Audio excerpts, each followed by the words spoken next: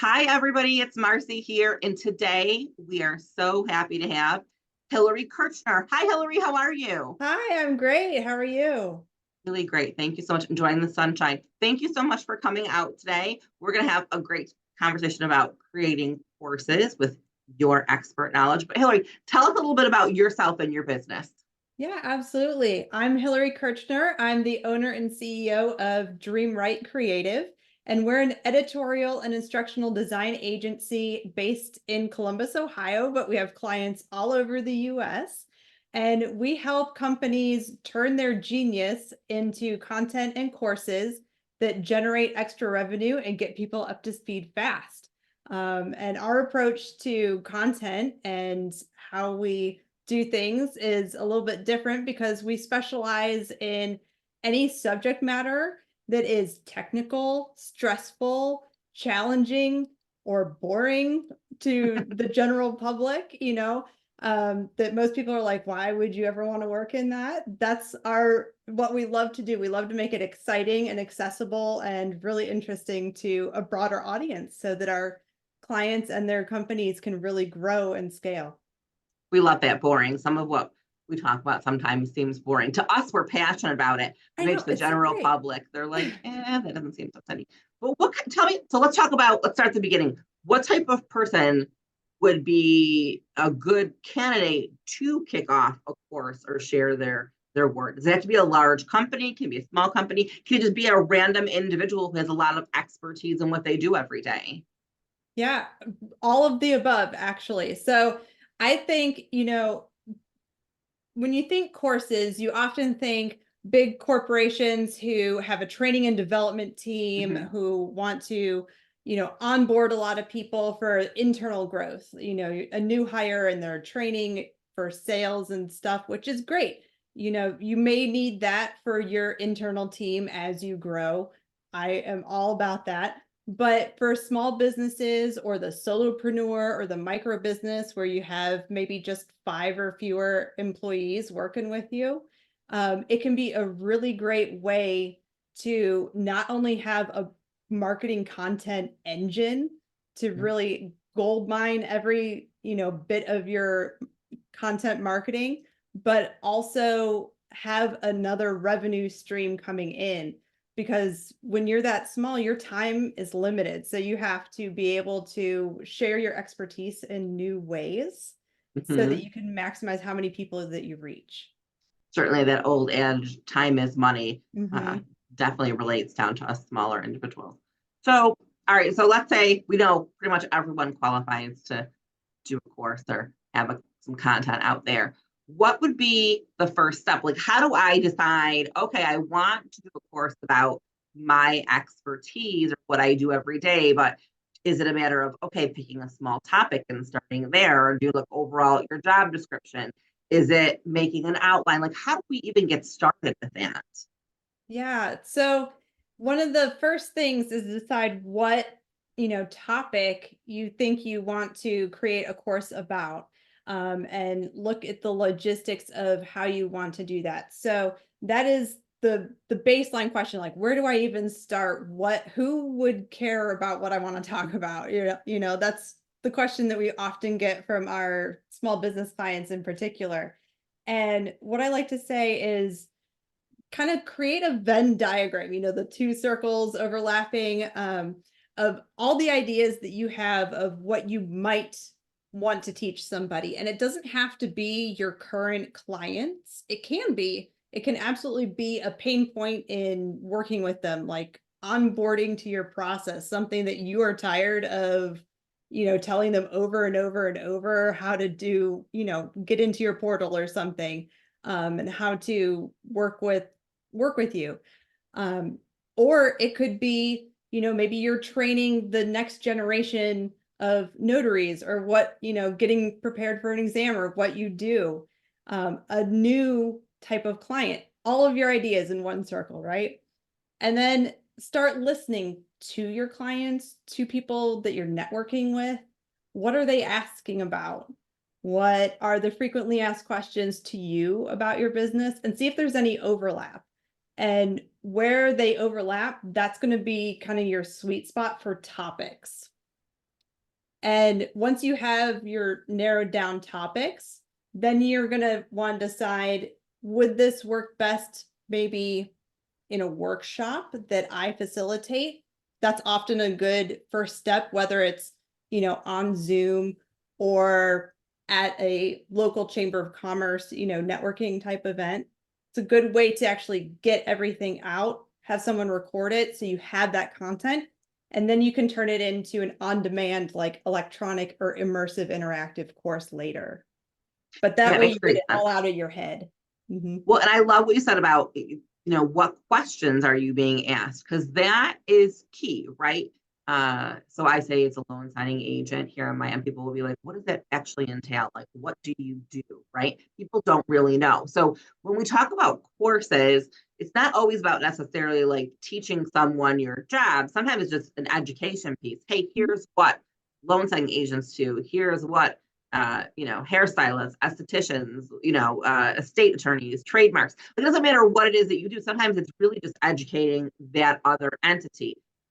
So at the same time, you're providing a value education on their end, but it's also a little bit of a marketing piece, right? Am I incorrect in saying that you're No, getting you're your word absolutely out there as correct. to who you are? Yeah, you're absolutely correct. So there's kind of two main ways to look at it if you are doing it as a small business as a way to grow. So, setting aside any sort of like internal training of like new hires or team members. If you're looking to grow in sort of a marketing type way, do you want it to be a product that you sell, a course that you sell for revenue stream, or do you want it to be or your main content piece for marketing that you don't necessarily sell? Is it your thought leadership piece? Because once you have that course out there, it is a gold mine of nuggets and content. If you record yourself teaching a workshop like this, fireside chat or a Zoom call, you have audio, you have video, you can transcribe it, and you have a blog post. You can turn it into social media, and then you can make months worth of content, and there's your marketing, you know, content for you. And I love that you said that because that is key, right? So it's when we say courses, a lot of times, like you said, you think about, oh, engaging employees or teaching them how to do something. But there's that flip side of it. We talk about courses are okay, getting information out to make you the expert in your field, right? To show what you know and how you do it, to disseminate that knowledge to other individuals so that when they're looking for someone who they need that service that you offer, they'll remember, I saw her post on LinkedIn, or I saw that snippet of information on her YouTube channel, or whatever that might be. You're right. That content can be repurposed for months and months, even years, really, if it's an evergreen type of thing that you're talking about. So putting in the time up front to do these kinds of things, which may be a little time consuming up front, really allows you a lot of opportunity later on down the road where there isn't a lot of time or effort to put in. Do you think that more people do courses, in your experience, to sell, or are you starting to now see it as more of a branding type tool? A bit of both, a bit of both. I'd say, it's honestly both of equal Okay. parts. I'd say whenever somebody tries to make a course or a series of courses, it's usually not just a one-off and then they're done. They don't do another piece. They might do a small workbook or a guidebook as a freebie. So that purely is their marketing kind of lead generation, draw them in. And then other bigger pieces or bigger courses, are the paid sort of revenue stream. And you're right, it is a bigger kind of time, energy investment up front to get them made and get all that information out of your head, get it recorded, or if you're putting it into print or on a website into an immersive e-learning experience, get it made.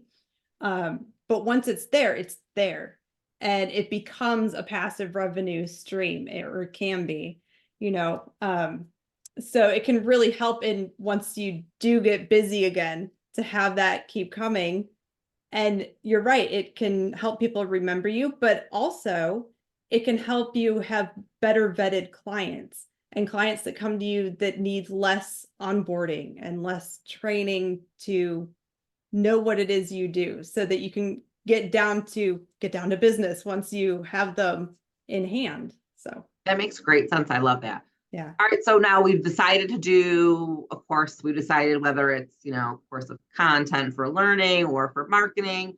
We've the topic. Um, what do we do? Do we need to come up with some sort of outline? Like, what's the creative process in doing Mhm. this? Because I feel like most people have a lot of great information in their head.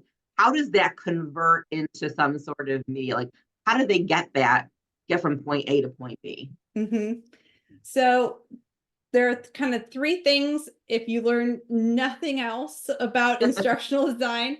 All right, Um, here we go. Listen up. three, 3 things you need to know. three things that you want to make sure that your content is that it's interesting. And by that, I mean that it is, relevant to what your audience is looking to solve right at that moment. It, is related to their past experience.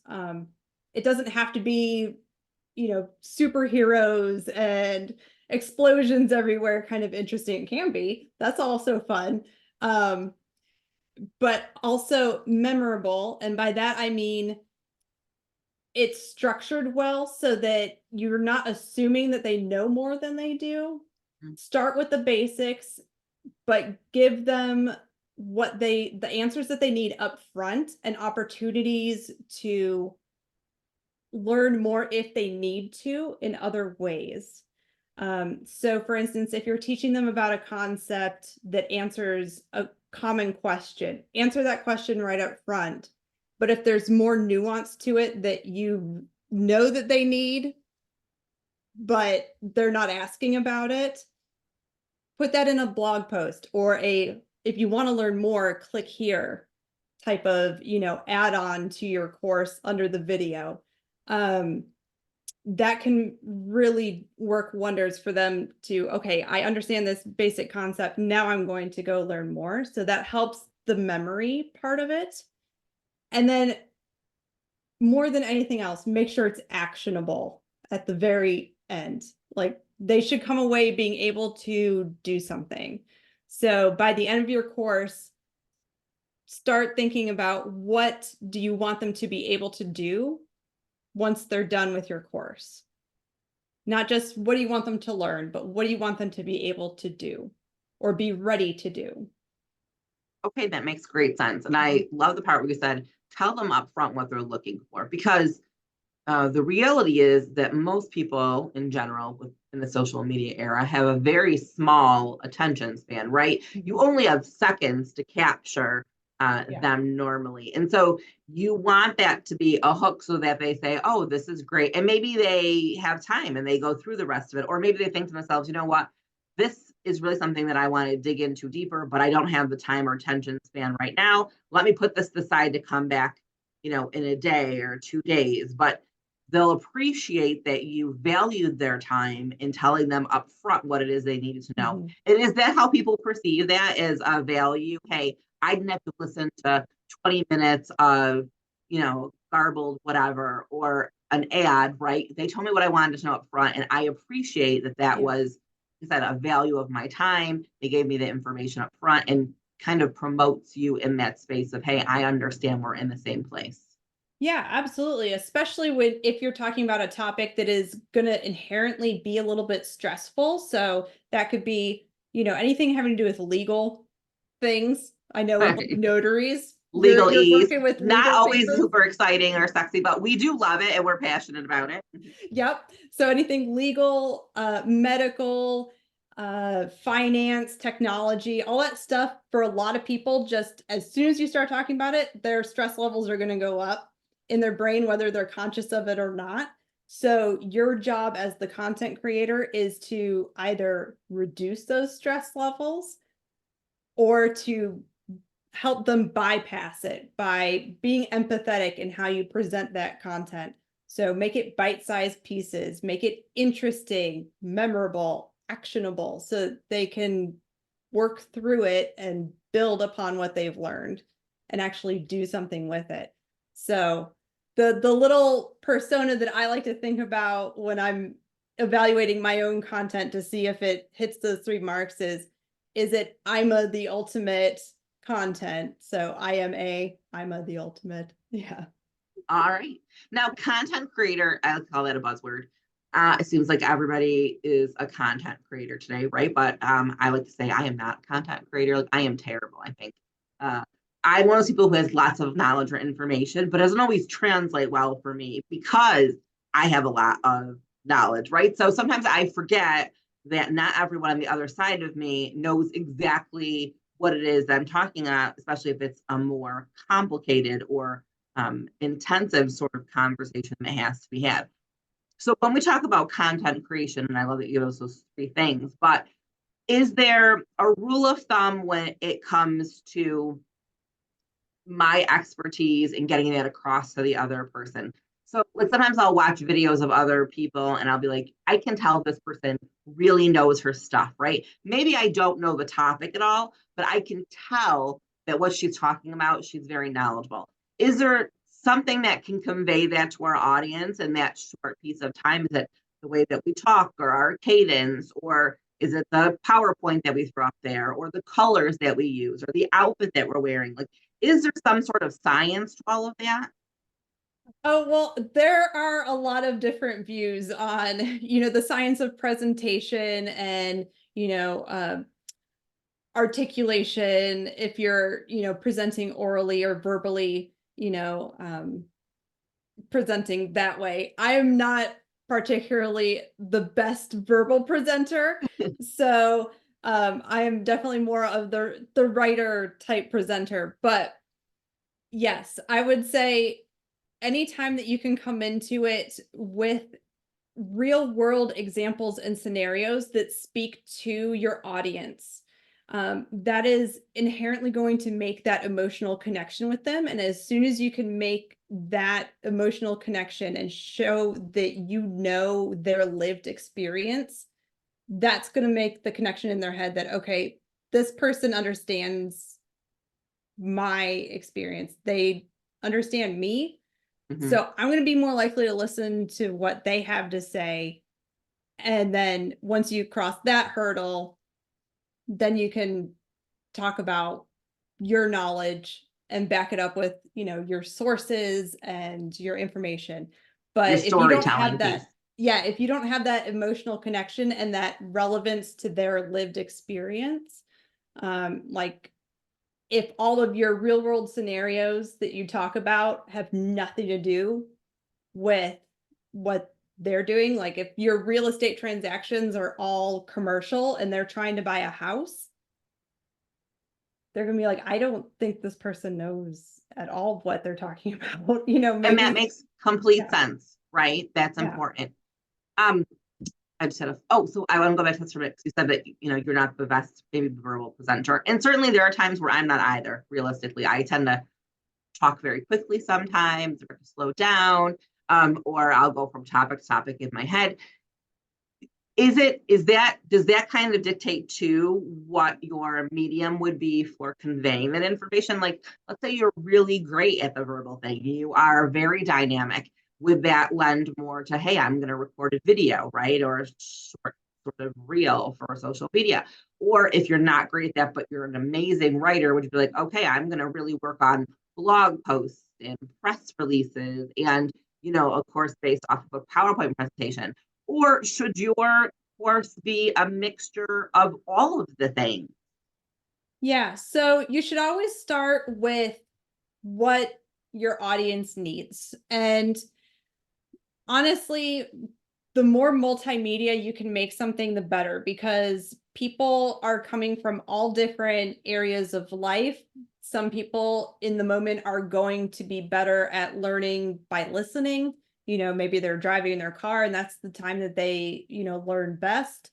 Some people learn best by doing. So they might want to have a checklist or something active that they can, work against while they're also listening to you.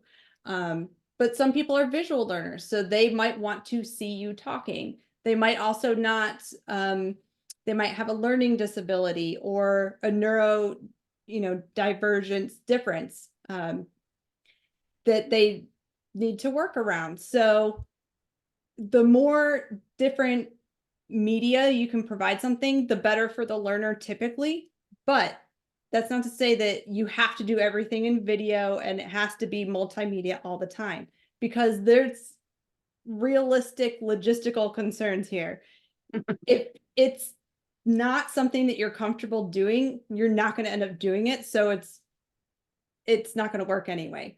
In marketing, the best marketing plan is the marketing plan you're going to do. So the marketing calendar that's every day is great, but it means nothing if you're not going to do it. That's true. I have to 100% agree with that. The best of Yeah. intentions, right? Yeah. So it's good to know that I have to do all of the things all of the time. We talked a little bit offline previously, and I was saying to you, we're just seeing all of these courses and classes, and everyone's teaching, right? Because everyone wants to make sure that, there are industries that are not as profitable currently, right, or successful because of what's going on in the economy or where you live or all those things. So people are trying to really come up with other revenue streams. Are you seeing this whole course class kind of thing really sort of taking over out there? Because I see it all the time in all the spaces, right? Places like Google and Coursera and Udemy are really seem to be exploding now with the amount of individuals who are out there saying, hey, I'm going to share my information, I'm going to share my wealth. And part of that too, I think, is people who are finding dissatisfaction, maybe what they do, but are looking for other career opportunities, maybe. COVID kind of shifted all that. Do you see this as being sort of a wave of the future kind of thing? More solopreneurs, entrepreneurs, micro businesses really trying to share their information, their wealth and of knowledge with other individuals, industries, to try to create more of an awakening thereof, other possibilities for careers or other services that maybe haven't been to the forefront, right? We see all of these for example, your company, right? How many companies have seen in the past where like, hey, we're going to help you do these kinds of things, right? Not very often. And if they were these giant companies that, like you said, branded companies that could afford to hire a company to do that. But that's not the case anymore. Do you see this as kind of being a wave of the future type of situation? Yeah, absolutely. So we're based in Ohio, and over the COVID pandemic, our rates of micro businesses, which here in Ohio is any business that has fewer than 20 full-time employees, skyrocketed. A large majority of those businesses too are women-owned businesses, because that is the wave of how businesses is done. That is how we get the flexibility that we need to make life happen and deal with school and the pandemic and raising kids and dealing with caring for our families and everything. So I think entrepreneurship really does allow for a lot of this to happen, and courses are one of the best ways to get your business out there in a sustainable way as a small or micro business. So I think that has a lot to do with it. And it is one of the fastest growing industries, with platforms like Kajabi or Thinkific, it is really democratizing how easily it is to make, e-learning and immersive e-learning that you don't necessarily need to be a, well-versed web developer in your own right or have a big team behind you. You can absolutely have that. And, there are folks like me who can help with that. But you don't need to be a big multi-million-dollar business to do that anymore. Yeah. And that's good to know for all of us small ones out here. Hilary, this was such amazing information. Oh my gosh, thank you for taking the time out of your day to talk to us. Absolutely, I thank really love you. this. And I think it was helpful for a lot of the audience out there who've been kind of sitting on it thinking maybe they're not, maybe they don't have enough experience or enough wherewithal to go out and do this. But it sounds like from you, hey, that's not the case, right? We want to hear from everybody. Absolutely. This is super Yeah. inclusive out there. Small businesses, solopreneurs, we all have big ideas and they deserve to be heard too. And that is what I'm all about. I think we all deserve a space to share our ideas, and this is one of the best ways to do that. I love that. Everybody, share your ideas. We'd love to hear that. Thank you all so much for joining Hilary and I today. We certainly appreciate you. Hilary, thank you again for joining us. I appreciate it. I hope you all have an amazing rest of your day. Thank you.